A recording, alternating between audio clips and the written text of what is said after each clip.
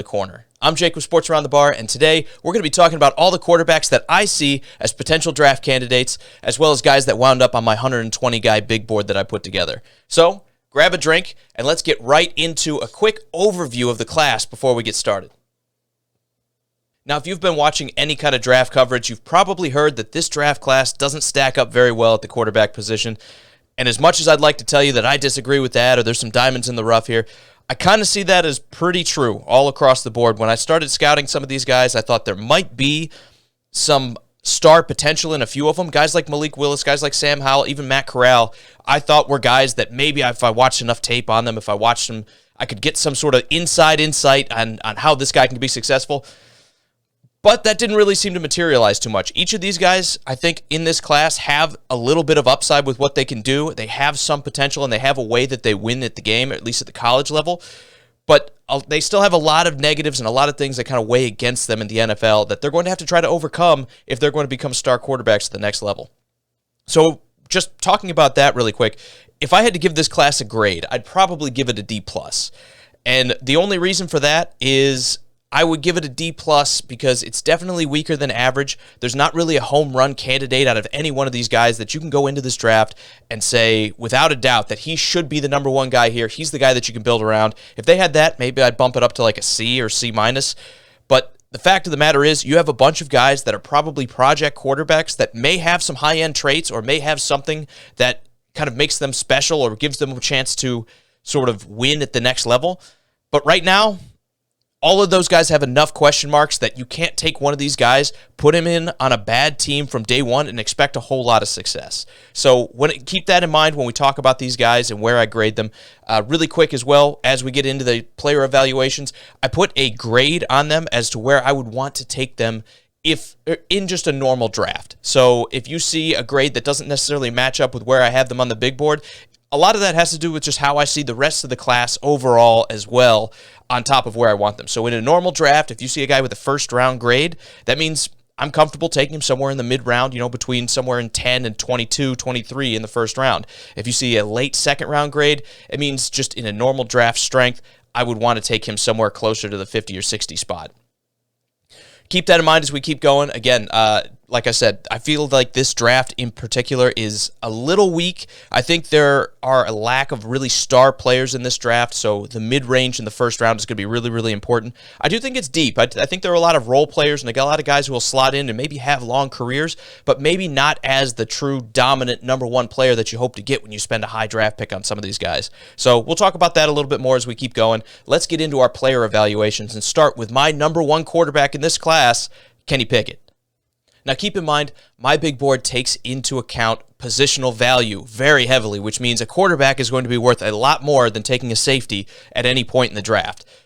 Even with that said, the number one pick, or the number one guy on this board for me, which is Kenny Pickett, still falls to 23rd at the most important position of quarterback. And that's just because there are so many weaknesses to a lot of these guys' games. Now, when it comes to Kenny Pickett, you could say that it's a little suspect that he played 5 years at Pittsburgh. He's a redshirt senior, and he really only had one dominant year, which was this last year in a program that, again, he's played a lot of games for. So I do buy into that kind of negative in his game, that we haven't really seen leaps earlier, and that he had to play longer in college to really get a good grasp in the game. So I do think there's a little bit of a transitional period where Kenny Pickett might struggle more than I think a lot of other people think when it comes to actually translating to the NFL. I hear a lot of people say, well, if I had to take a quarterback and have him start day one, it would be Kenny Pickett, but I don't see the upside in him. I think there might be some issues even with his day one starting ability just because of how long it took him to really become a dominant college football player and really take a step forward. Now, I think you have to look at Pittsburgh as a program, and you have to say, well, it's Pittsburgh. They're not necessarily a powerhouse of a school. He wasn't playing with the best talent, and I think that kind of weighs in his favor a little bit too. But when we're talking about Pickett here, I just would have liked to see more success if I was spending a first-round pick on him. Now, you can see I gave him a first-round grade. I think somewhere in right around that 20 spot is right about where I want to pick a guy like this. And the main positive for him, the reason you want to take him above everybody else in this class, despite the ceilings that guys like Malik Willis and Sam Howell might have, despite what Matt Corral or Desmond Ridder might be able to do later on in their career with some good coaching, the thing that sets Pickett apart from all of those guys is his accuracy and his ability to hit receivers in stride. I think you could realistically set up a Mac Jones-style offense that the Patriots ran where if you put a strong running game with Pickett and you hit a bunch of receivers over the middle and in short passing, you don't necessarily have to challenge deep all of the time. He has the type of accuracy that I think can flourish in that type of system. Now, there are some negatives against him. His arm strength is only average at best. Again, you're going to have a hard time, I think, pushing down the field a little bit, but guys like Joe Burrow have that kind of concerns too, and obviously it didn't really bother them too much when they went on their Super Bowl run this past season, or their Super Bowl appearing run, I should say, this past season with Joe Burrow. So I don't think that's the biggest concern for me. I will say 1-5 is not great. He's not exactly a statue. You know, when I first started watching him, I expected him to be a little bit more of that traditional pocket-style passer, but he can move. He's not totally helpless when it comes to moving and making things happen, but his pocket presence to me is not exactly perfect. It's something that he has trouble sensing pressure at times and can take sacks that he probably shouldn't. So we're talking about a guy like Pickett. The accuracy is the big thing that sets him apart, and realistically, he's the only guy in this class that has that level of consistent accuracy and hitting guys in stride to let them get more yards after the carry. There's no other prospect in this draft that really has that except maybe Carson Strong, and we'll talk about him and his weaknesses coming up later, but at the very least, if that's the type of quarterback you're targeting, this is the guy that you want. And realistically, it's him or you're waiting until Carson Strong comes up on the board at a spot where you'd want to draft him. Now, the biggest sort of projection I have with Kenny Pickett as well is if he's going to succeed, I did mention this already, but if he's going to succeed, I don't want to see him go to a place like Carolina where the roster is still being built. You know, their offensive line is still bad. Christian McCaffrey's a great running back when he's healthy, but he's had health concerns. He's been off the field. I like DJ Moore as a receiver. Robbie Anderson provides a little bit of value at wide receiver as a deep threat, but again, you're not going to be attacking deep with a guy like Kenny Pickett. I just feel like it's an underpowered roster for a guy like Pickett and what his strengths are. He's not really the type of guy who's going to elevate a bad team to be better. He's the kind of guy that you bring into a complete team to be, it's become more of a derogatory term, but to be more of a game manager, to be more of a field general that is able to utilize and bring out the best of already talented players. So I would like to see Kenny Pickett to go somewhere like the Saints. I think that sort of setup, if the Saints are able to acquire another receiver at some point in this draft, is probably optimal for his career, and one that, again, their defense is good, so it's not always on your shoulders. You're not always having to come back out and answer back after the other team scores. I think their offensive line, even though they lost Teron Armstead, still has some talent on it. I still think they have a lot of weapons, like guys like Alvin Kamara, who should be back. Hopefully Michael Thomas comes back. I would like to see him go to the New Orleans Saints and really maximize his talent. Anyway, the last thing I want to say about Kenny Pickett before we move on is just the simple fact that even though he's my best quarterback, only having him at 23 just shows you how weak I think this class is. Almost always you see quarterbacks, because of how important that position is, pushed up in my draft board and other draft boards that take positional value into account, because, again, you take the right quarterback and you can turn a franchise around. I still don't think I'm taking him in the top half of the first round because of these weaknesses, like with him in the pocket, his weaknesses with his arm strength, everything else. There's not a lot of spots I see early in this draft that are going to covet Pickett, aside from the rumors that we've heard from Carolina. So something to keep in mind about him. Even though he's my top quarterback, it is still close between him and our number 2 guy, Malik Willis.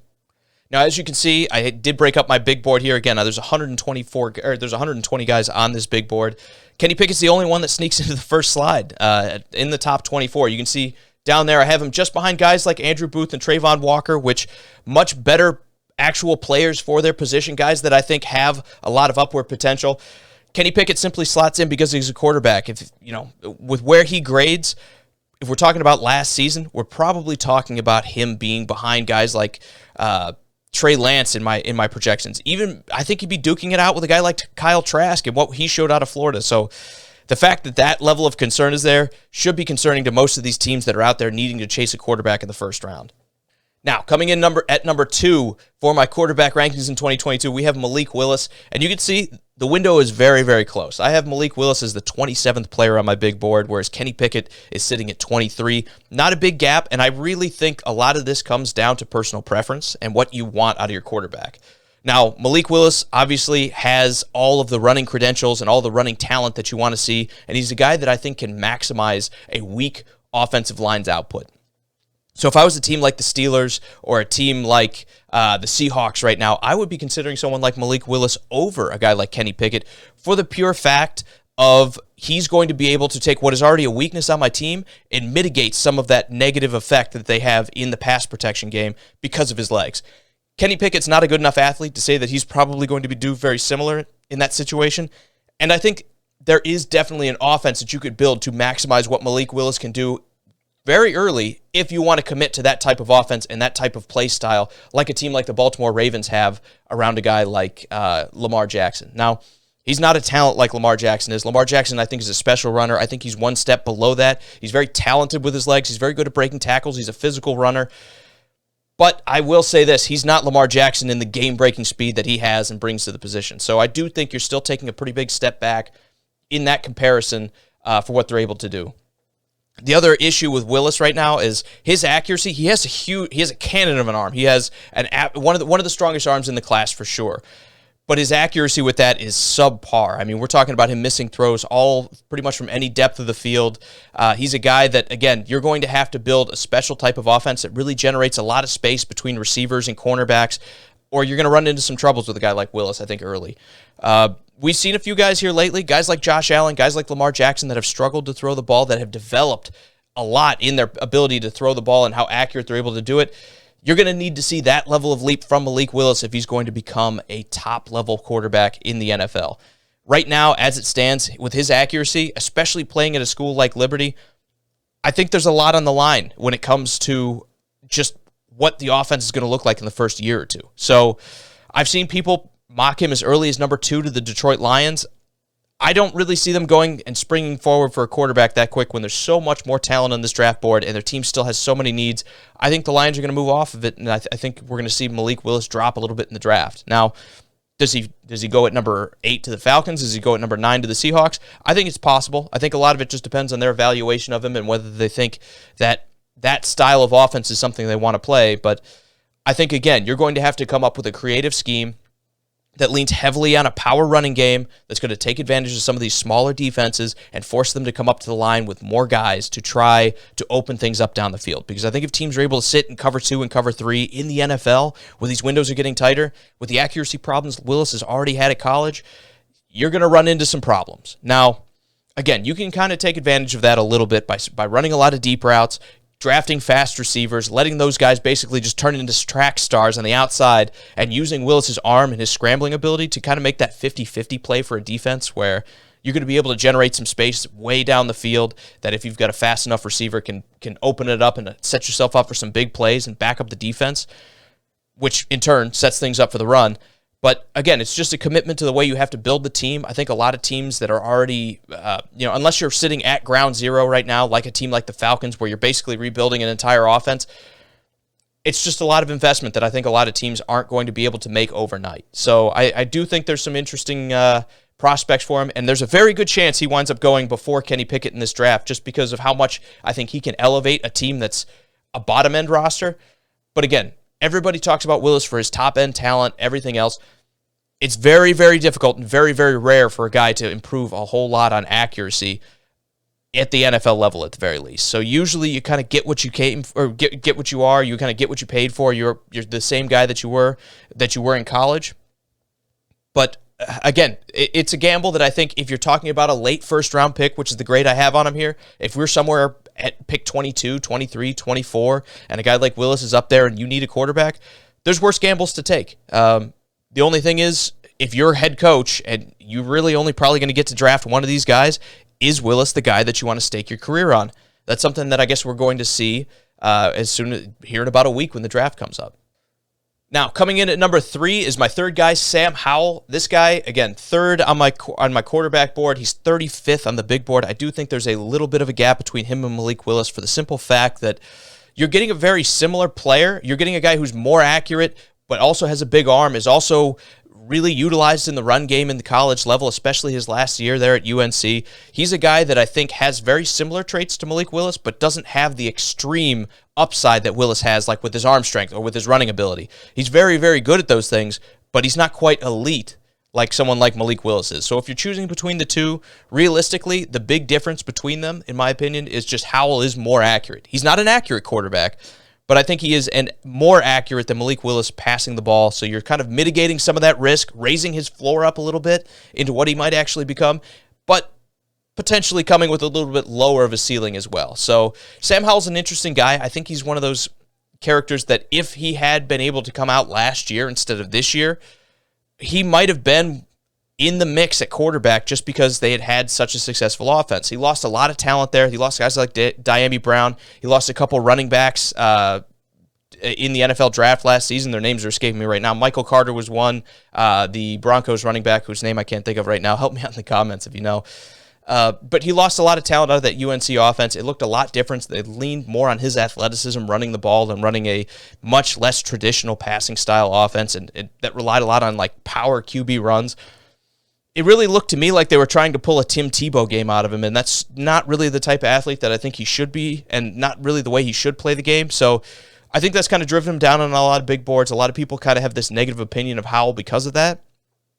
I think you can still kind of run him in a different offense and have a lot of success if he's able to maximize that sort of bridge between the athletic ability he has as well as the accuracy to run an offense. Now, obviously, I have a late first-round grade on him, and I have him as 35th in this draft board. That's because I see some of these other players in here as guys that probably will go ahead of him in this board and guys that I would probably take ahead of him in this board. But again, if you get to the bottom end of the first round, the reason I have this late first-round grade on him, if it's pick 27, 28, 29, and a guy like Sam Howell is there, if you need a quarterback, I think there's worse risks to take because he has upside. He has a lot of upside. He throws a great deep ball when it comes to accuracy.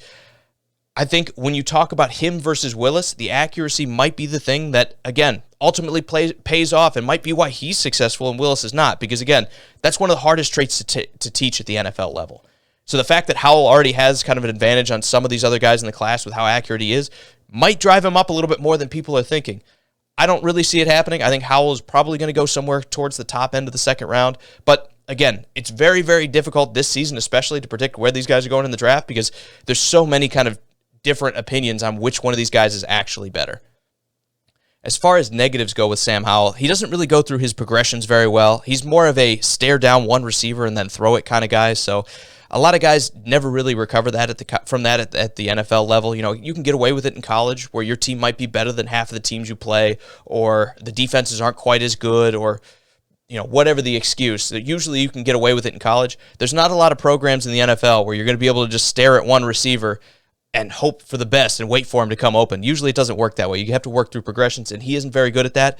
He also struggles in the pocket. I think he's one of those guys that, again, would benefit from having a better offensive line that's going to put him in fewer of those situations where he's going to have to slide around. Now, he has more athletic ability than someone like Kenny Pickett, so he could maximize a bad offensive line better, but he's still not a guy that, again, you want sliding around in the pocket and waiting for a 3 or a 4 or a 5 second play to develop, just because he's not very good at sensing where that pressure is coming from. So when it comes to Sam Howell, he has his own level of setback as well, but I think the accuracy might make him an intriguing prospect and might drive him up the board higher than maybe even a guy like Pickett or Willis. Do I see him going first quarterback off the board? Probably not. I think there's probably not really a ton of teams lining up to take him as the first guy because they don't see him as having as high of a ceiling as someone like Malik Willis, and he's a different type of player than Kenny Pickett, in my opinion. But again, if it was me and it came down to it, a lot of it would just depend on where I was as a franchise. If I had a good team like the Saints, I think between him and Kenny Pickett, I would be considering taking the running quarterback or the guy with the running ability over maybe someone who's going to have to be much more of a traditional pocket passer. Next on my quarterback board, I have Matt Corral in 4th. And again, another pretty sizable jump between the two of them. I have him 11 spots behind a guy like Sam Howell on my big board. And again, a lot of it just comes down to a lot of the weaknesses he has. I have him projected as a second-round quarterback. He has some upside. He has some things that he does well. But again, he's run a very weird offense in college, not something that's going to translate to the NFL. So you're really building this guy up from ground zero. And worse than that, you're going to have to take away a lot of what he learned in college with that RPO-heavy offense they ran at Ole Miss and really start breaking bad habits and teaching him the game at the pro level. That doesn't always work out very well, especially from day one. I see Matt Corral as more of a guy that you want to park on the bench for a year and let him learn an offense and let him learn how the NFL is going to work instead of just throwing him into the wolves from day one. Now, there might be people that fall in love with him because he is an athletic guy. He has decent accuracy as well. Some of his passes, they hit with rhythm, and he looks really well. And the only question, though, is with that offense that Lane Kiffin ran at Ole Miss, there were so many times that guys were schemed open so well that it wasn't that difficult of a throw to make. And that's probably just not going to happen at the pro level. I mean, maybe a guy like Kyle Shanahan gets away with running an offense like that where he's able to just scheme receivers wide open down the field. It's just there's not a lot of offenses that have that level of an offensive coach that are, especially that are in need of a quarterback like Corral right now, for him to really slot in and be a day one starter. So I think realistically his best situation is that he winds up as a second-year starter where you park him behind a veteran, a bridge quarterback. Maybe it's someone like Miami. Maybe they take it if he falls to the third round or something like that, and they have a draft pick. They take him instead of waiting and can kind of develop him as that emergency what if Tua doesn't work out quarterback.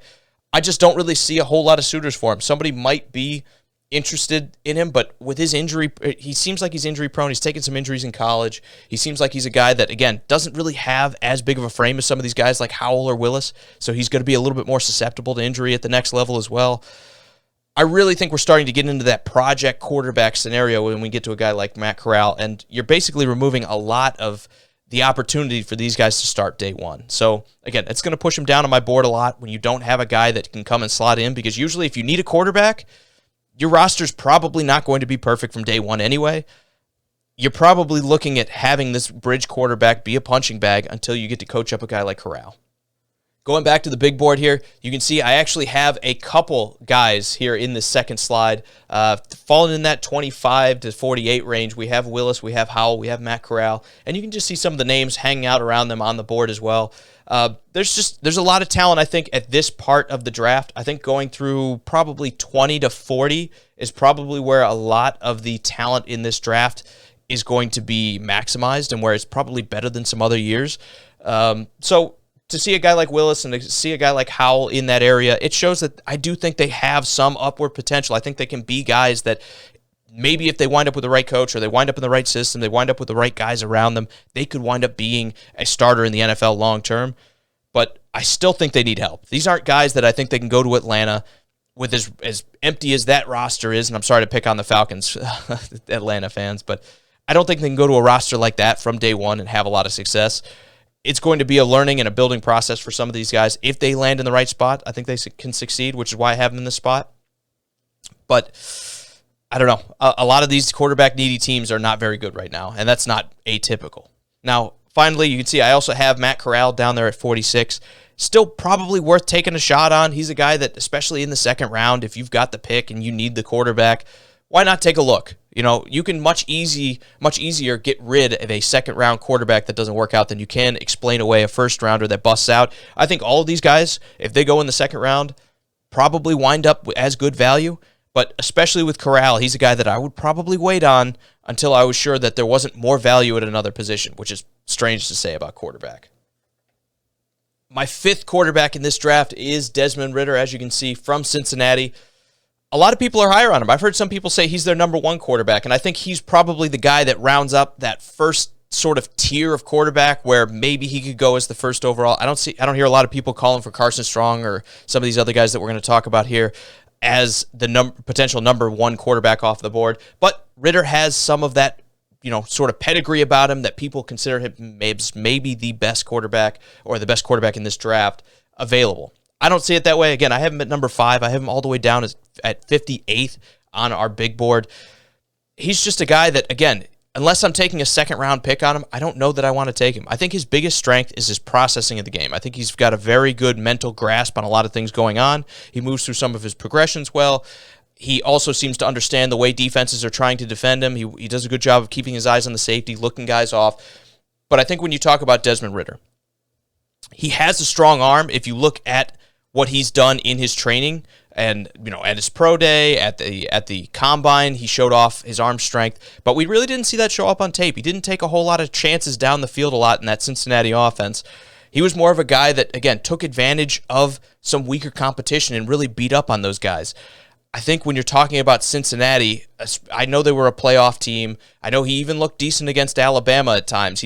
They were in that game for a little while. It wasn't just a total stomping from the Crimson Tide.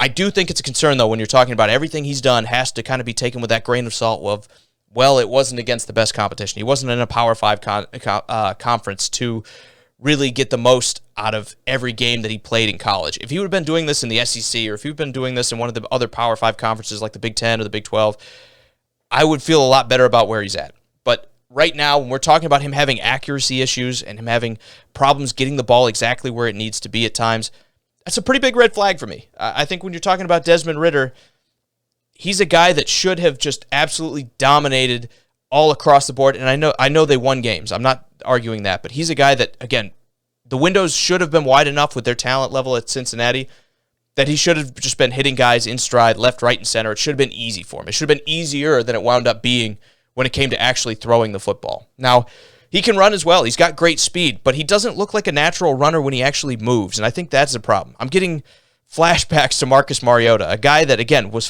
fast, had everything that you want from the measurable sort of side of things, but then when you got into the game, it just never really translated that well. There was that little bit of awkwardness, a little bit of almost hesitation that held him back in that game, and I see Ridder as a similar type of athlete. So athletically gifted, but not what you would call a natural athlete that looks smooth in those sort of situations. So again, accuracy problems throwing the ball. I think he's got problems as an actual runner as well.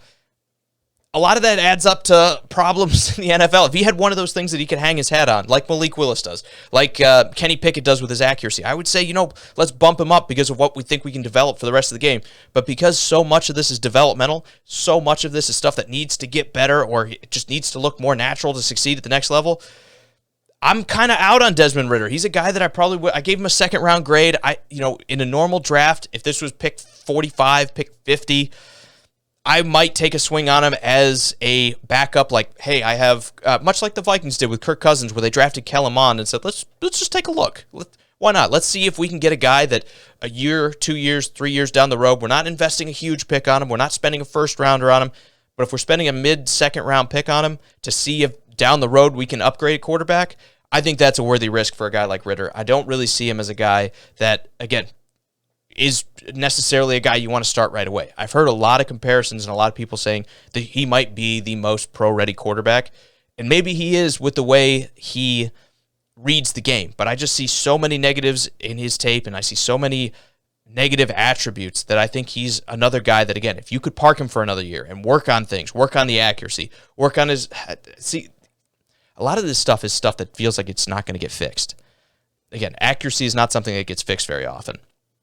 Running the ball, you typically at this point, you're not going to teach a guy to be a much more natural athlete. So a lot of concerns, I think, with Ridder with me. I'm not saying he can't be a good quarterback at the NFL, but I think there's a lot of risk with him, and I think he's probably one of those guys that unless I absolutely needed a quarterback and he's the last one on the board, I might look elsewhere. Number 6 on my board is Carson Strong, the Nevada quarterback. Very interesting prospect here because, again, he is the absolute definition of a pocket passing quarterback. He's a guy who's going to drop back. He's not going to move a whole lot. He'll slide around a little bit in the pocket, but he's not running, and he's a pretty accurate distributor of the ball. He's got a massively strong arm. He's pretty accurate. This guy basically was Nevada's offense by himself. So from that standpoint, if this is 20 years ago, teams have been falling all over themselves to draft a guy like Carson Strong because of what he can do. Today's game, I'm not so sure. These days, everybody's looking for that multifaceted quarterback, guys that can run, guys that can distribute the ball, and they can make plays happen with their legs, they can shed tackles. That's not Carson Strong. You are buying a Matt Ryan style, I'm going to drop back, and then I'm going to throw the football, and the guy's going to be open, he's going to catch it, and he's going to do what he's going to do with it from there. The other problem with Carson Strong, and this is the major, I think, issue with Carson Strong, that without it, maybe we're talking about him being a fringe first-rounder, maybe a high second-round pick, but he has a degrading knee injury, one that's only going to get worse over time. From everything I've read, is pretty serious compared to some of the other things because at one point he sustained this injury. I think they said it was in high school, and it never really got treated right, so he's lost a lot of the, I believe it was the meniscus in his knee. I'm not a doctor. All I know is they said it's going to continue to get worse over the course of his career. So, again, you're really gambling on probably what's going to be a shorter career with Carson Strong. You're probably not going to get to that year 13, 14, 15. The only question is how long is that going to be, and that's entirely up to teams' medical units. If I got the green light on Carson Strong, right now I have him as a third-round quarterback. He's a guy that I see a lot of potential in. Again, I love accurate quarterbacks. I think that's one of the most underrated skills at this point in the NFL. Offenses have kind of offset that by generating guys getting open, so you don't need to be as precise with the football. But I think Carson Strong is a guy that can maximize a team that might not have the most talented receivers and fit the ball into some of these tighter windows to make things happen. He's a great passer. He's just not a guy that's going to be a runner. So if you want a Matt Ryan, maybe Kirk Cousins style quarterback, that's what I see in Carson Strong here. Now, the question is, where is his high end? I'm not 100%. These days, again, statues don't play very well in the NFL. I don't really see a team really going out of their way to go out and spend a high pick on Carson Strong, especially with the knee injury. We could see him go anywhere between the third and the fifth round. He might drop because teams don't want to take a chance with a medical problem. But if the third round came around and I needed a quarterback, or I had a quarterback that I was kind of on the fence about keeping, bringing in a guy like Carson Strong to compete with that low of a pick, I think makes perfect sense. We'll see what happens with him in the actual draft. Now, as you can see on the big board, we have Ridder at 58. We have Carson Strong at 71. A couple guys that have a lot of potential. They're guys that I think are still sort of that fringe starting quarterback at the next level, maybe a high-end backup if things don't work out, but there are just a lot of ways you can go and a lot of other positions you could take it at this level of the draft that might be better than these guys at quarterback. So again, I have them pretty low on my list in terms of everything else, especially considering how important quarterback is. These guys are really in that, roll the dice, take a chance sort of scenario or sort of tier of quarterback prospect in the NFL. But in that regard, I think they are actually somewhat decent prospects for guys that I'd want to roll the dice on. Now we're really getting into the weeds. My sixth quarterback on this draft, again, a guy that you're probably not taking to be a day one starter. This is realistically a guy that maybe you want to bring in a cheap backup, so you're willing to spend a late round pick on. My number 6 quarterback off the board is Bailey Zappe out of Western Kentucky. And the reason I say that is, to me, he strikes me as a less physically talented version of a guy like Gardner Minshew, who he's a wonderful rhythm passer. He's a guy that, again, is going to be able to work in short-range scenarios. He's going to be able to take advantage of getting guys open, hitting them in stride, and letting them get yards after the carry just because he's placed the ball so well that they don't have to slow down. They don't have to really break their rhythm to go. The big problem with him is his arm strength. I mean, the guy realistically probably can't throw the ball 50 yards. I mean, he is probably going to have one of the weakest arms, if not the weakest arm in the NFL when he's drafted. I think he's a guy that still winds up drafted because of his ability to distribute, a guy that's able to really hit guys in stride, but not having that strong of an arm when these windows get tighter and tighter and tighter is going to become a problem because you're going to be trying to fit it into windows that without arm strength are going to turn into interceptions and batted balls as opposed to, just falling incomplete or hitting the guy and whistling through that some other strong-armed quarterbacks go with. So the reason guys go with strong-armed quarterbacks is because they're going to be able to fit the ball into a lot of windows in the NFL that Zappe simply probably won't be able to do. I have him all the way down here as a fourth-round quarterback. I think he's a guy that, again, if it comes around to pick 100 and I need a backup quarterback and I'm not 100% sold on my guy, why not take a look? Why not? Especially when you talk about all the records he broke at Western Kentucky. They basically threw the ball on like 75% of their passes. It was nonstop throwing out of a guy like Zappe. Why not take a look at a guy that was just insanely productive at the college level and say, you know what? If it works, that's great. If not, I probably have a guy that I can rely on for 2 or 3 games every year if I have an injury at quarterback. So I like Zappe in that regard. I don't really see him as much more than that. We'll talk about where he's at on the draft board here because he's kind of in a tier of his own where there's not a lot of guys around him here. This is really more of your, I'm going to draft a backup spot rather than actually looking for a starter. Now, you can see we have him here all the way down at 96. There's just so many other prospects that, again, if I was looking to upgrade my team, I'd probably be looking at them. But if I'm deep or if I have a quarterback that, again, I'm not really sure about his health. If I had, obviously, the 49ers have Trey Lance behind Jimmy G, but if I had a guy like Jimmy G with his injury history and as much as he's banged up, if you wanted to take a guy like Bailey Zappe and just kind of gamble on him being that guy as that, it's not even a bridge quarterback. It's almost like a relief pitcher that, if we know we're going to miss 3 to 5 games with our quarterback, or maybe I've got a guy coming up on suspension, maybe I bring in Zappe to be my long-term cheap option as a backup quarterback. So I'm not paying a guy $5 million, $6 million, $7 million to be that second quarterback for me. So that's really where I see Bailey Zappe. There's not a whole lot of, I think, high-end potential in his game. It's really just such a unique player that, again, with his arm strength and the limits there, he could be a guy that falls all the way down to 6, 7, maybe even undrafted in the NFL draft. So we'll have to see what happens with him. But at the very least, if it was in the mid-rounds, if I was in that sometime on day 3 and a guy like Zappe's hanging around and I want to get cheaper at quarterback, I think at least he's a very interesting quarterback to do that with. Finally, my last quarterback that I would take probably as an actual draft pick instead of looking for somebody undrafted is a guy like Kaleb Eleby out of Western Michigan. Again, doesn't really track as an elite profiled athlete. He's not a guy that's really going to be able to run much of a rushing offense as a quarterback. He's decent in short area accuracy. He's not the best down the field thrower, but he has enough arm strength that he can do a little bit there. He's a guy that, again, is kind of average at everything at the college level, and usually when you have that, you don't have that one skill at the very least that you're like, this is where he wins. They tend to not really translate to the NFL particularly well. I would take him as much more of a backup, kind of just roll the dice, take a gamble, take him in the 6th round, and see what happens. Potentially use him as your cheap backup quarterback for years to come when you have a guy that's making, $35, $40 million at the quarterback position. Going cheap with a backup can save you some money to go chase some other positions. So spending a late round draft pick on a guy like Kaleb Eleby, I don't think would be the worst thing in the world. It's just he's not going to see the field realistically anytime soon. And while I do believe he has a little bit of that rhythm passing, kind of like Bailey Zappe does, he's not as good in that area. But he's a guy that, again, in short-range situations, you're throwing some slants, you're throwing some short-range curls, he can make some of that stuff happen. It's just down the field where it's going to become a little bit more of an issue. He's also not a very good manipulator of the pocket. He's not a guy that's going to slide around very well. He's not the guy that's going to avoid a lot of rushes. He's going to take some sacks. He's going to make some mistakes. He's going to miss-sense pressure that's not really there. And, again, you're really talking about him being that high-end backup or potentially high-end backup that can save you some money on that rookie contract, at least for the next 4 years while he's a rookie. And finally, that rounds it out. He's number 116 on my 120-person big board. This is another one of those just, take a gamble kind of guys. You can see some of the names down here at the bottom. There's not really a ton of just high-end NFL potential, but I think there is still a slot for him. There's still a spot that he could potentially come in and be a decent player if you took him and spent the right kind of pick on him. I definitely wouldn't reach on him. This isn't something I'd go and take, a 3rd or a 4th round pick on him because there's other guys that I'd much rather take a chance on at that spot. But if you get into the late rounds, you need that backup quarterback, you're looking to get a little bit cheaper, you can do worse than Kaleb Eleby. That's going to do it, guys. As you can see, I have 8 guys that I'd want to potentially spend draft picks in this draft on at quarterback.